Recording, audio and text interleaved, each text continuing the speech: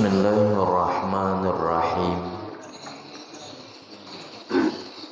Alhamdulillahirabbil alamin. Wassalatu wassalamu ala asyrafil anbiya wal mursalin sayyidina wa maulana Muhammadin wa ala alihi wa sahbihi ajma'in, amma ba'd. Qala musannif rahimahullah wa nafa'ana bihi wa bi ulumihi fid dharaini, amin.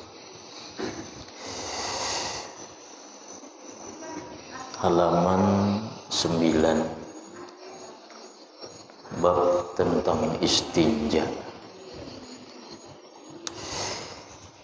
Istinja ialah bersuci dari buang air besar atau kecil.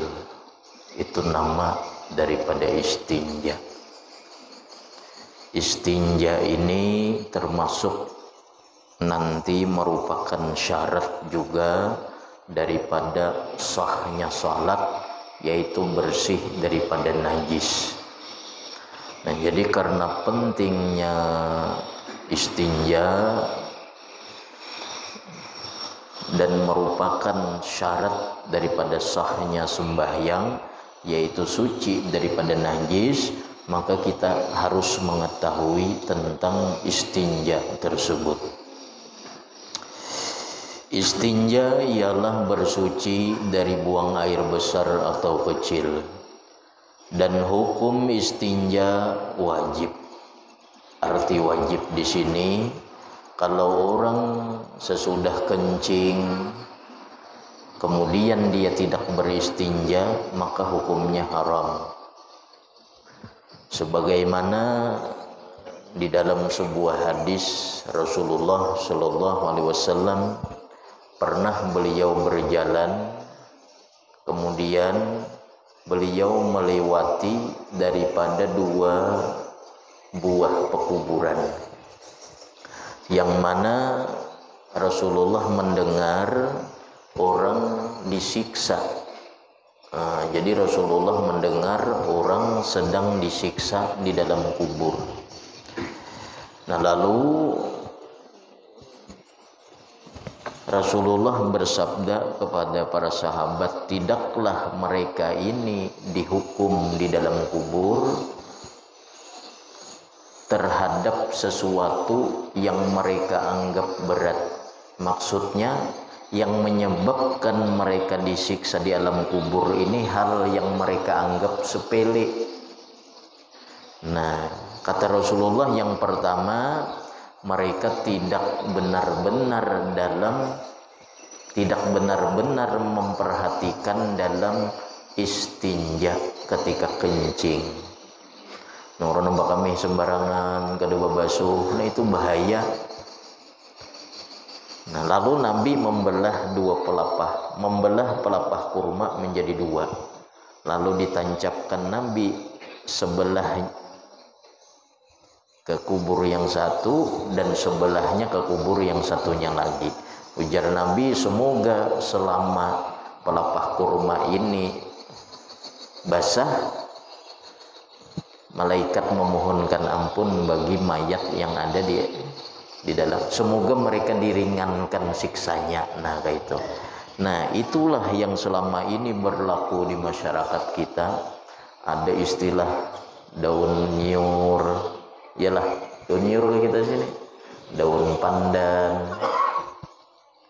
Nah, jadi ini bukan tidak ada dasar, bukan tidak ada dalil. Kenapa orang biasa ketika melayat itu disuguhkan daun apakah dibacakan? Itu karena mengharap selama daunnya itu masih basah, belum kering, ujar Nabi, semoga mayit ini diringankan siksanya di alam kubur. Nah, jadi yang kita ambil pelajaran di sini, kata Nabi, tidaklah mereka disiksa di alam kubur ini dengan sesuatu yang mereka anggap berat, melainkan sesuatu yang mereka anggap sepele. Yang pertama, kata Nabi, dia tidak beres dalam istinja ketika kencing, Dan yang kedua, yamsi bin namimah. Orang yang satunya ini berjalan di sisi manusia, anjur antar, habar di sini dibawa ke sana, habar di sana dibawa ke sini. Nah, ini pun orang itu terancam mendapatkan siksa kubur. Nah, habar di sini dibawa ke sana, akhirnya orang bertengkar, orang berkelahi akhirnya. Nah, jadi orang yang kada beristinja itu hukumnya haram. Karena hukum istinja adalah wajib. Istinja ini dapat dilakukan dengan salah satu 3 cara. Pertama, membasuh tempat najis itu dengan air, kayak kita biasa lawan banyu. Tapi airnya semalam air yang harus suci dan mensucikan.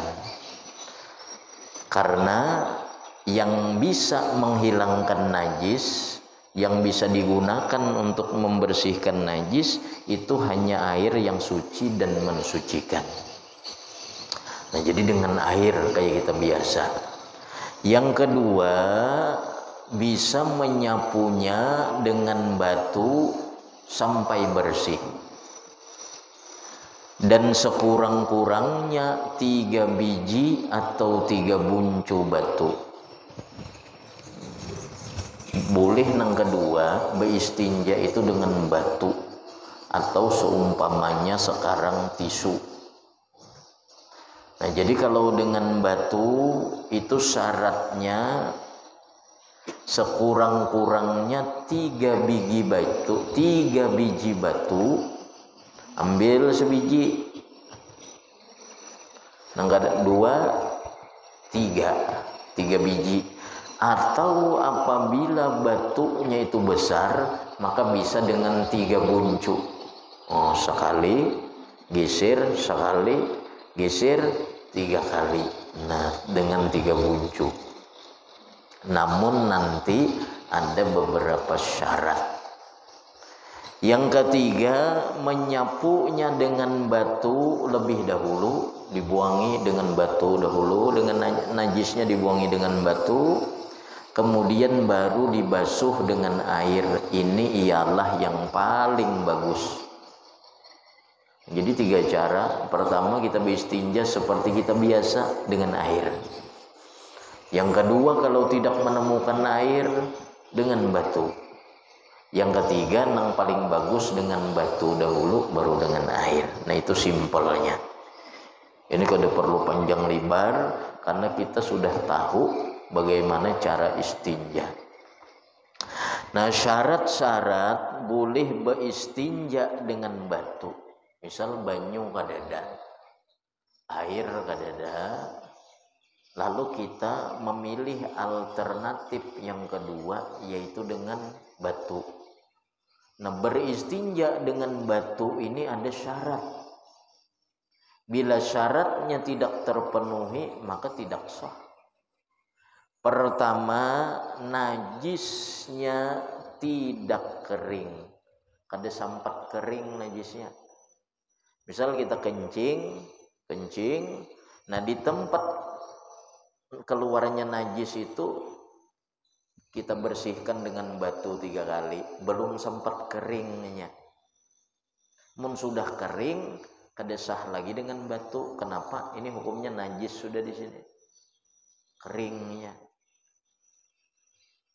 Jadi syaratnya boleh beristinja dengan batu, najisnya belum kering. Misal orang kami 1,5 jam hanya mencari batu. Nah, ada kawan itu.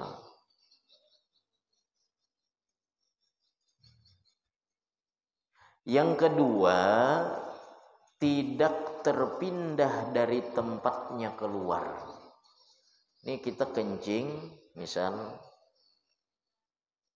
kemudian benar-benar di situ najisnya. Kalau terpercik ke tempat lain, kada kawa dengan batu. Jadi dengan batu ini hanya sah apabila di tempat keluarnya najis. Misal kencing memercik ke paha, misal maka di paha ini harus dengan air, kada kawa dengan batu. Jadi syarat yang kedua, dia tidak boleh berpindah najis itu dari tempat keluar. Jadi seandainya ia kencing, nah di sini dibersihkannya, selesai. Tapi bila kencing berpindah sampai takap pangkalnya sini, memercik ke paha, itu awan banyu aja lagi nang di paha itu nang di mana tuh kada kawan dengan batu. Dengan batu kada sah karena syaratnya kada terpenuhi. Yang ketiga, tidak mendatang najis yang lain. Artinya bukan najis dari tempat keluar di situ kada kawa jua dengan batu. Misal nih kejatuhan kotoran cicak, nah kada kawan batu tuh harus pakai air itu. Atau najis yang lain, apakah yang bukan keluar dari tempat keluarnya, najis yang lain. Kalau tidak terdapat salah satu dari syarat-syarat ini, maka tidak boleh beristinja dengan batu atau seumpamanya, tapi mesti dengan air. Contoh tadi najisnya sudah kering, bahwa kami atau kada hajat begana dahulu karingnya, nah tuh kada kawa lagi batu, kada kawa lagi tisu, tuh harus dengan air.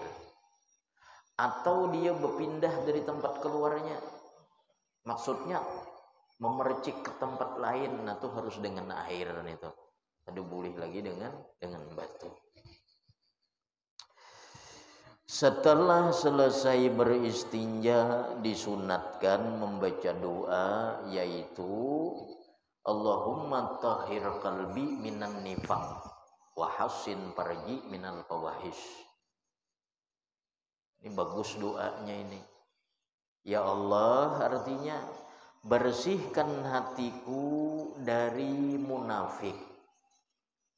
Apa itu arti munafik? Zahirnya Islam, batinnya kafir. Atau termasuk munafik, zahirnya baik, hatinya jahat. Atau termasuk munafik, orang yang hanya menghiasi pakaian luar, sementara hatinya tidak makmur. Dia memakmurkan luarnya aja, hatinya maka kada makmur, nah itu munafik juga. Nah kita berdoa supaya dihilangkan dari sifat munafik, karena bahaya munafik ini pidarkil asfal minan nar. Orang munafik itu nanti berada di neraka paling bawah. Nah, jadi sesudah kita istinja di luar WC, misal keluar sudah, doanya Allahumma tahhir qalbi minan nifaq wa hassin farji minal fawahish. Ya Allah, bersihkan hatiku dari sifat munafik dan peliharakan kemaluanku dari sekalian kekejian. Jadi dipelihara faraj, kemaluan, dan dipelihara hati. Nah, dua ini penting bagi orang beriman, hatinya. Jadi hati dibersihkan dari sifat munafik, dan faraj dipelihara dari kekejian, maksudnya zina. Nah, kabul misal kita berdoa nih, nah nyaman tuh, menghilangkan kemunafikan tuh mudah. Kenapa doa kita kabul? Karena kita kada tahu doa kita tuh kapan diterima oleh Allah. Kada tahu. Nah barangkali ternyata sesudah keluar dari WC berdoa ternyata kabul. Akhirnya bersih hati dari munafik dan menjaga kemaluan dipermudah daripada zina. Allahumma tahhir qalbi minan nifaq wa hassin farji minal fawahish. Itu doa sesudah istinja. Nah doa sesudah keluar WC lain lagi kena. Ini di WC gak kan? Ini Qada hajat atau kencing di WC kah, kada kah, bila sesudah istinja doanya ini. Nah kayaknya ada lagi doa keluar WC spesial, doa masuk WC spesial ada. Keluar WC misal, nah baca doa tadi dulu selesai istinja, baru doa keluar WC. Ghufranaka alhamdulillahilladzi azhaba 'anil adza wa 'afani. Aturan masuk ke kakus atau WC. 1, sunnah mendahulukan masuk dengan kaki kiri dan keluar dengan kaki kanan. Nah ini sunnah. Masuk dengan kaki kiri, keluar dengan kaki kanan. Kebalikan daripada orang masuk ke masjid. Masuk ke masjid, masuk kaki kanan, keluar kaki kiri. Orang-orang dahulu sangat memelihara itu. Imam Sufyan As-Tsauri. As-Tsauri itu artinya bahasa kitanya lembu atau kerbau. Nama beliau asalnya Sufyan. Suatu hari Imam Sufyan ini masuk ke masjid, rupanya beliau kada sengaja masuk ke masjid itu dengan kaki kiri. Lalu ujar beliau, "Ya Saur, wahai kerbau, engkau kada bisakah membedakan mana masjid, mana WC?" Beliau marah terhadap diri beliau sendiri dan beliau beristighfar. Jadi mulai dari itu beliau digelar Sufyan As-Tsauri. Orang dahulu tak salah masuk ke masjid dengan kaki kiri. Ujar beliau, "Astagfirullah, wahai kerbau kah engkau ini? Apakah engkau ini kerbau sehingga tidak bisa membedakan mana masjid, mana WC?" Beliau dari setelah itu benar-benar memperhatikan masuk kaki kanan, keluar kaki kiri untuk ke masjid. Nah, jadi bergelar As-Tsauri, Sufyan As-Tsauri. Saking luar biasanya orang dahulu menjaga adab dengan masjid. Nah, sama halnya tempat-tempat mulia, majelis-majelis ilmu. Nah, itu harus dengan masuknya dengan kaki kanan, keluar kaki kiri. Kalau tempat-tempat seperti WC, nanti masuknya kaki kiri, keluarnya kaki kanan. Dan ulama mengatakan orang yang mengamalkan itu akan menjadi orang kaya. Entah mana hubungannya, ada tahu. Masuk kaki kiri, keluar kanan, kiri kanan bila di WC. Ini orang ini jadi orang kaya kayaknya. Ada tahu dari mana korelasi hubungannya itu di mana kita kada tahu. Walhasil hikmahnya itu diantaranya.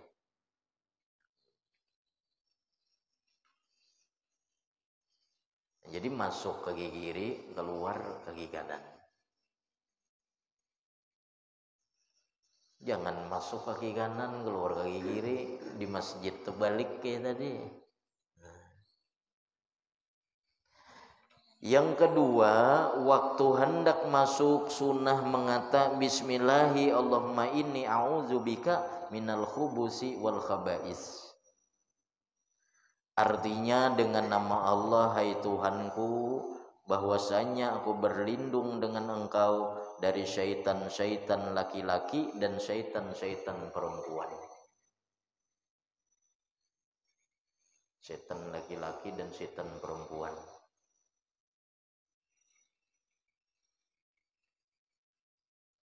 Aku berlindung, wahai Tuhanku,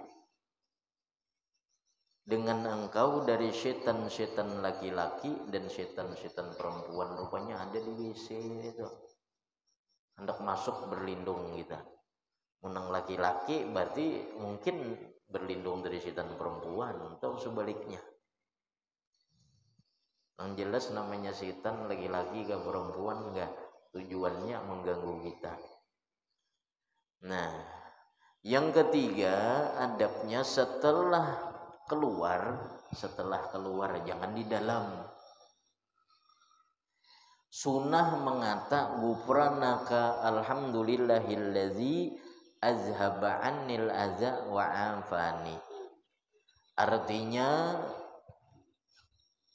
menuntut aku akan kemaafan engkau.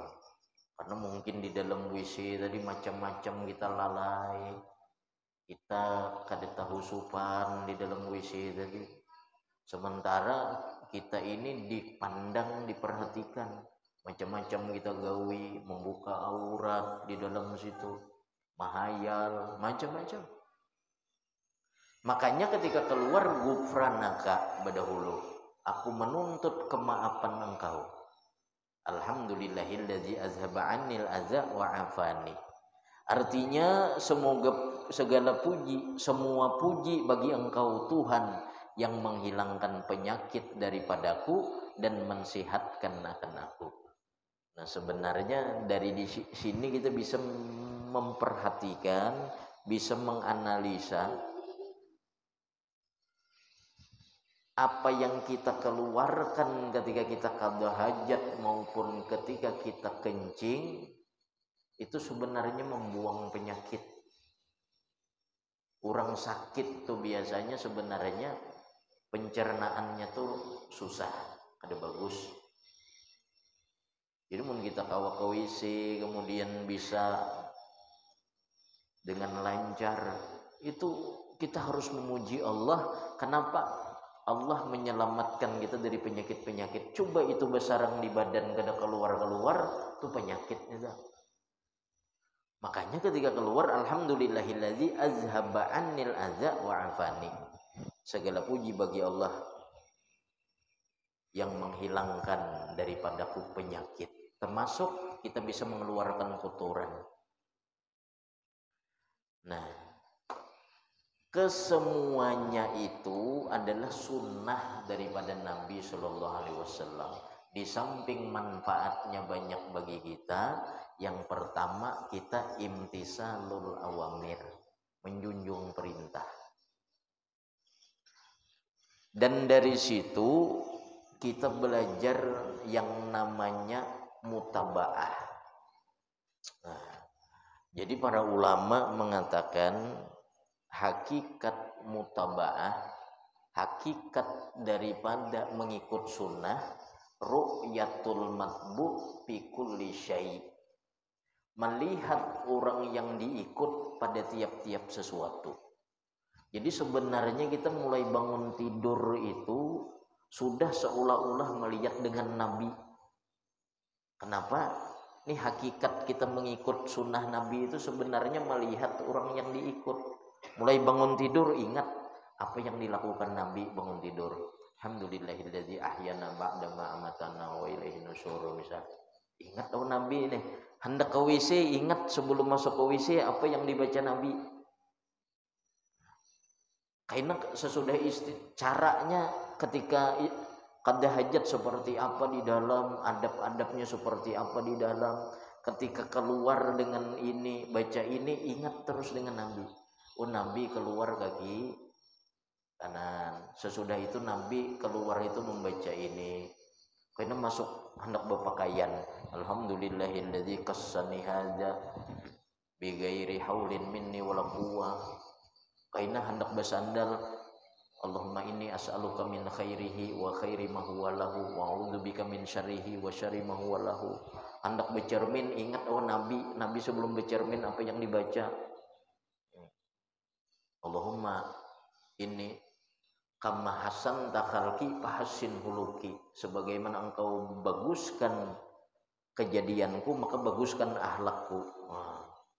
Pokoknya apa hendak digawi itu ingat dahulu dengan Nabi.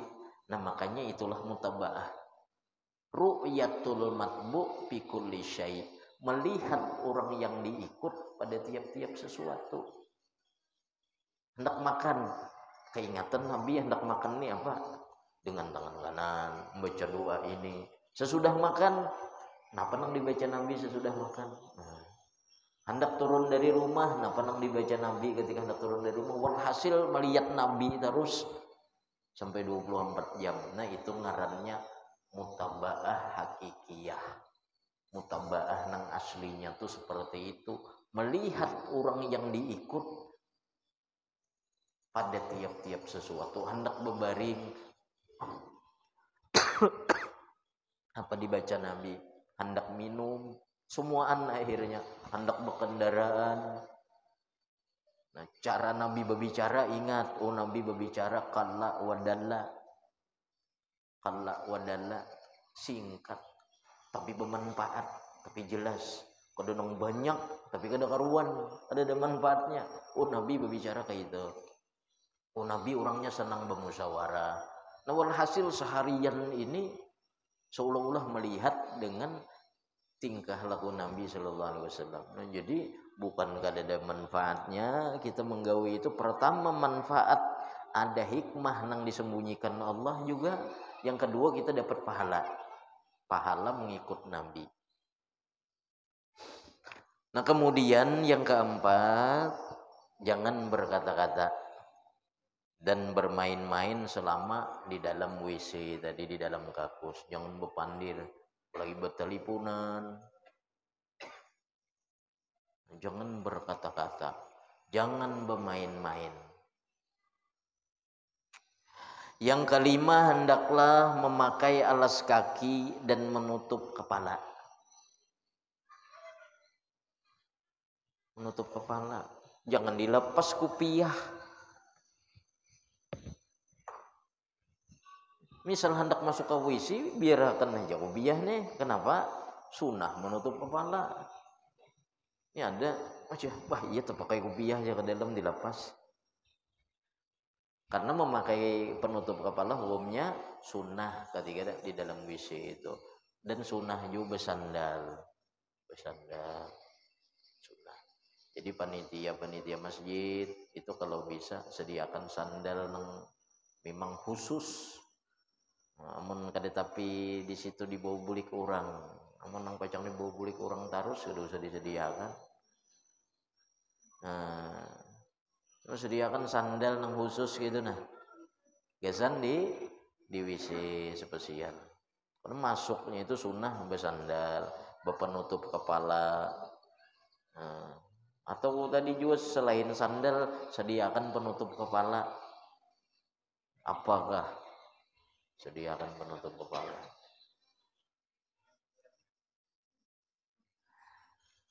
Yang keenam, jangan membawa ayat-ayat Quran atau nama-nama Allah di dalam, jangan membawa.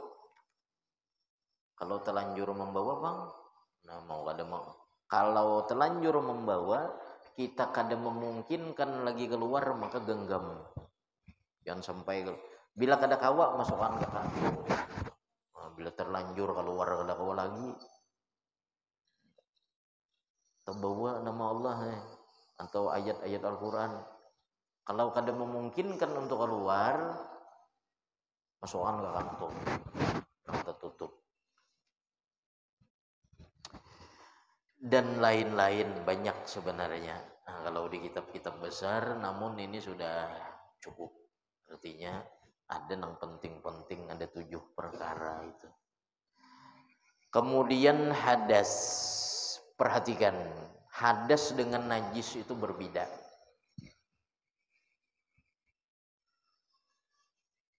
Hadas itu orang nang kada berwudu itu namanya bahadas. Misal batal, misal keluar sesuatu dari kubul atau dubur, ini bahadas orang. Nah jadi hadas itu tidak ada hubungannya dengan najis. Kita berwudu misal lalu karena najis, batalkah wudu kita? Kada batal, kada, cukup dibasuh aja najisnya. Nah jadi ingati hadas dengan najis itu berbeda. Sembahyang kita, sembahyang. Kemudian kena najis, sembahyangnya batal. Kenapa jadi batal sembahyang? Karena sembahyang itu kada boleh membawa najis. Lalu dibasuh, hai najisnya dihilangkan. Wudu bang, wudu kada batal. Nah, jadi ada perbedaan najis dengan hadas.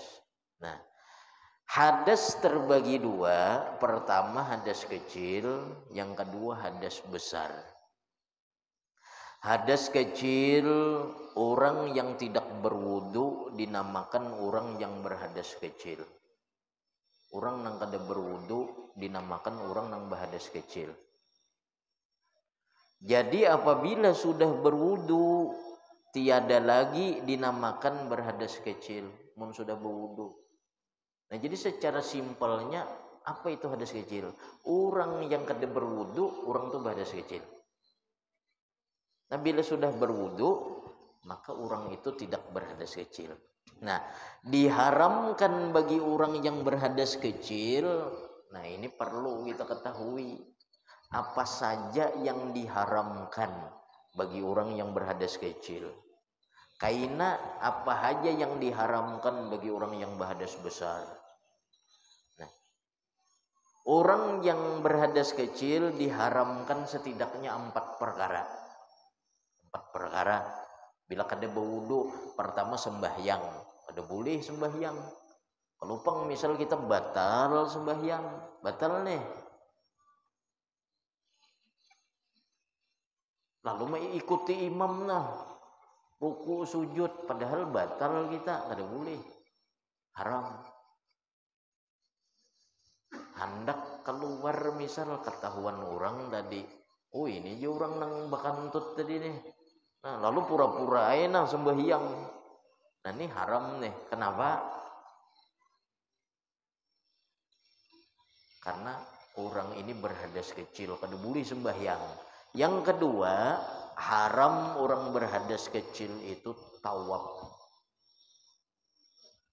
Tawaf kada boleh juga, karena syarat sah orang tawaf itu suci dari hadas. Yang ketiga, menyentuh Al-Quran. Menyentuh Al-Quran.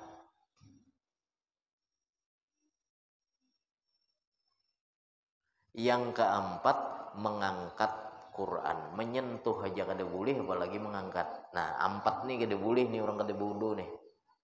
Pertama, kada boleh sembahyang. Yang kedua, tawaf. Yang ketiga, menyentuh Quran. Yang keempat, kada kawa membawa Quran. Kalau membaca Quran boleh. Baca Quran meskipun kada berwudu, kada mengapa. Tapi kalau menyentuh, membawa, kada boleh.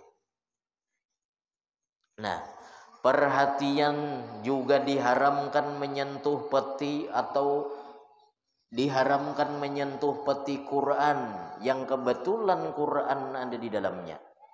Demikian juga haram menyentuh dadampar, meja maksudnya, yang kebetulan Quran ada di atasnya. Wah, betapa mulianya Al-Quran. La yamassuhu illal mutahharun. Tidak menyentuh itu Quran melainkan mutahharun, orang-orang yang disucikan. Maksudnya para malaikat di situ. Artinya ketika di alam belum diturunkan ke dunia, malaikat itu bisa, kenapa mereka itu orang yang disucikan. La yamassuhu illal mutahharun. Tidak bisa menyentuhnya melainkan orang yang disucikan. Apalagi kita di dunia. Nah di dunia juga kada boleh menyentuh Quran kecuali orang yang suci, sudah berwudu. Nah, hadas besar ialah pertama. Nah di sini langsung kepada poinnya orang, kepada penyebabnya. Satu, orang yang bersetubuh. Maksudnya orang yang berjima, keluar tidak keluar mani, bila sudah masuk sampai batasan hasyafah. Hasyafah ngarannya nih, nang kepalanya tuh hasyafah ngarannya. Bila masuk sudah keluar mani atau tidak keluar mani, orang ini berhadas besar. Itu disebut namanya jima. Yang kedua, orang yang keluar mani, baik sebab mimpi kah, baik sebab menghayal kah, baik sebab dipegang-pegangnya kah, keluar mani, walhasil keluar, orang ini berhadas besar. Yang ketiga, perempuan haid atau nifas itu juga berhadas besar. Nah, menghilangkan hadas besar ini dengan mandi atau dengan tayamum bagi orang yang ada sebab. Nah, kalau hadas kecil tadi dengan wudhu. Kalau hadas besar, orang ini harus belajar tata cara mandi kayaknya. Nah, diharamkan bagi orang yang berhadas besar, pertama sembahyang, kada boleh. Yang kedua tawaf, kada boleh. Yang ketiga menyentuh Quran, kada boleh.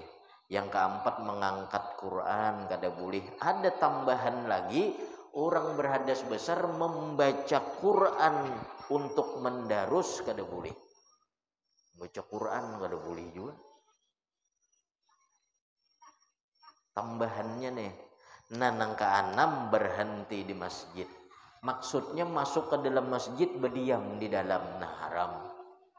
Orang haid, nifas, orang junub baik sebab berjima atau keluar mani, haram dia berdiam di masjid, berhenti di masjid. Kecuali hanya liwat dari pintu satu ke pintu yang satu lalu aja, nah itu kada mengapa. Orang nang junub. Nah, jadi orang berhadas besar tambahannya selain kada boleh membaca Quran, ada lagi kada boleh berdiam di masjid orang junub. Kalau musalla abang, musalla di rumah misal ada tempat salat spesial di rumah, nah itu kada mengapa itu. Itu musalla ngarannya. Karena masjid itu distatuskan masjid itu apabila statusnya wakaf untuk umat, untuk disembahyangi 5 waktu. Jadi masjid itu statusnya wakaf, nah itu baru dinamakan masjid. Kalau pribadi masih di dalam rumah misal tuh hukumnya musalla. Tuh orang junub pada bapak masuk ke situ.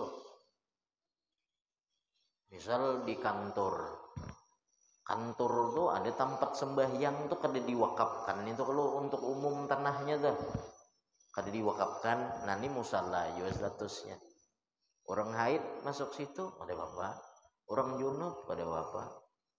Cuma tahiyatul masjid kada kawa karena statusnya lain masjid, dan i'tikaf di sana kada sah.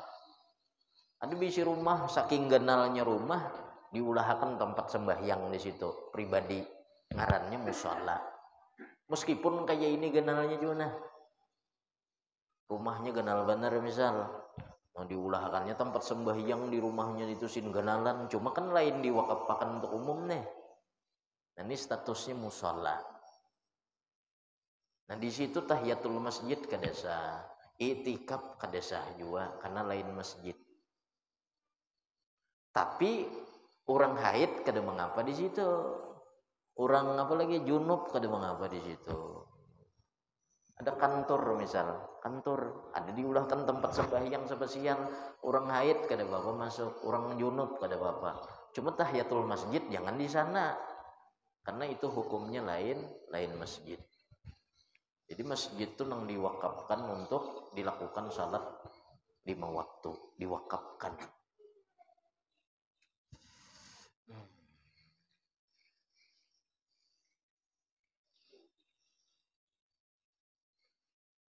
Tambahan orang yang berhadas besar nomor 1 dan 2 tidak diharamkan masuk di satu pintu masjid dan keluar di pintu yang lain dengan tidak berhenti. Nomor 1 dan 2 mana? Orang nang bejima, artinya hadas besarnya sebab jima, dan kedua hadas besarnya sebab keluar mani. Orang itu tidak mengapa liwat dari satu pintu ke pintu lainnya dengan jangan berhenti. Nah, apabila mundar mandir hukumnya haram. Masuk bulik-bulik di dalam, nah ini haram, sama hukumnya men berhenti. Nah, itu orang nang keluar mani dan orang nang bersetubuh. Nah, kemudian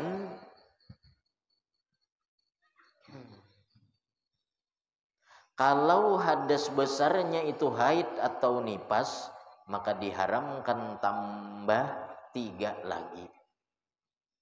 Kalau haid nifas perempuan nang diharamkan bertambah 3 lagi tambahannya, selain kada boleh sembahyang, kada boleh tawaf tadi, kada boleh apa lagi, menyentuh Quran, membaca Quran. Ada lagi orang haid dan nifas tambahannya, pertama kada boleh puasa.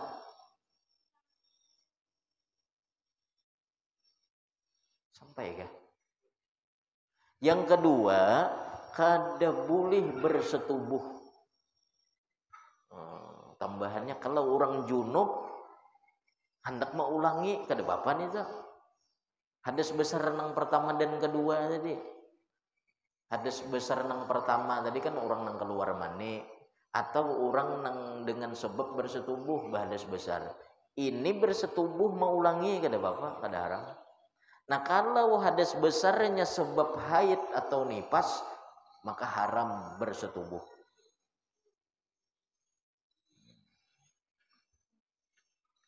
Yang ketiga, haram lagi bersedap-sedap antara pusat dan lutut.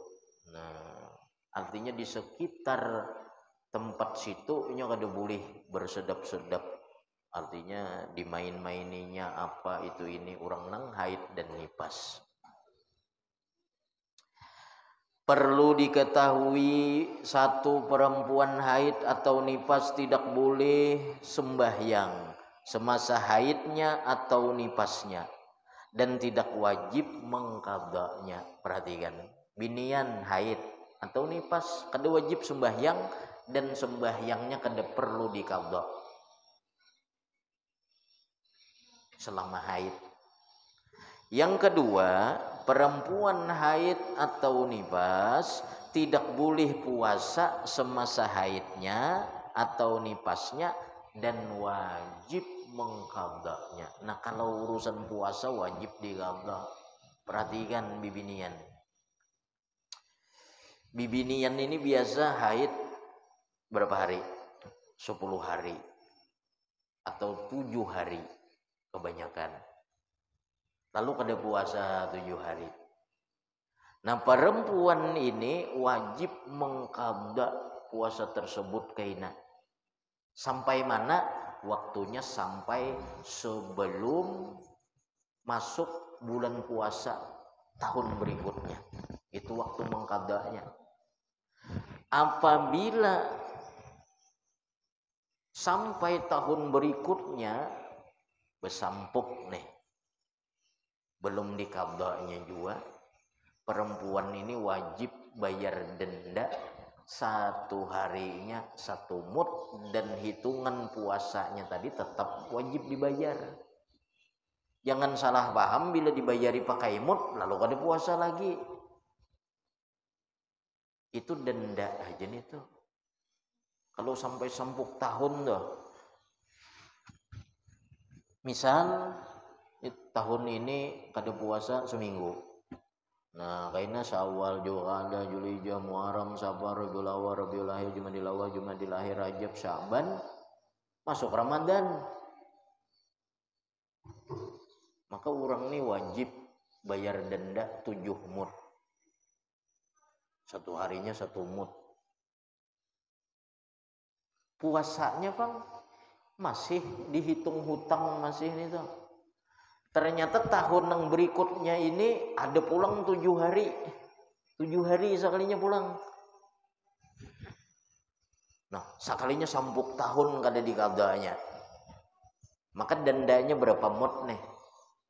14 dendanya mud. 14.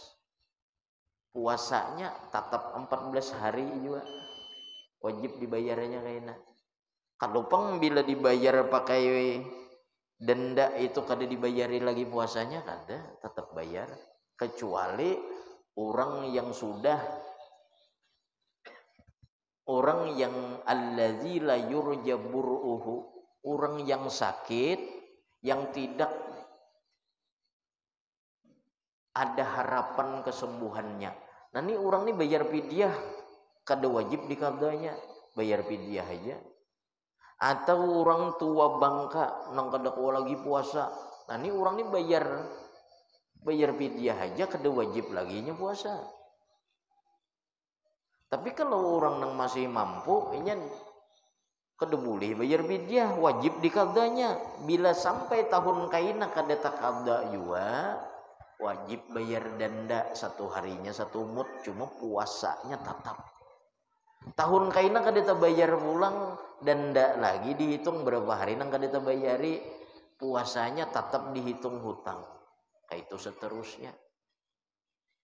Nah, jadi kan ada istilah aku aja bayar baras saja, awak sihat masih. Awak sihat masih muda. Aku ginakun bayar baras kayak itu. Nah, yang situ dahulu penjelasan haid dan nifas. Al-Fatihah.